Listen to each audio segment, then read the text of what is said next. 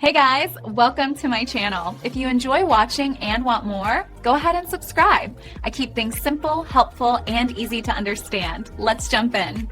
Deleting Wyze camera footage is a simple process that helps you manage your privacy and storage space. You might want to remove a specific event or clear out your entire history. To delete a single event clip, open the Wyze app on your phone. Tap the Events tab at the bottom of the screen. You will see a list of recorded videos. Find the clip you want to remove. Swipe left on that specific clip and tap the Delete button. If you want to delete multiple clips at once, tap the Edit button in the top right corner. Select the circles next to the videos you want to erase. Then tap the Delete icon at the bottom. For cameras with a microSD card, the process is different. You can format the card to wipe everything clean.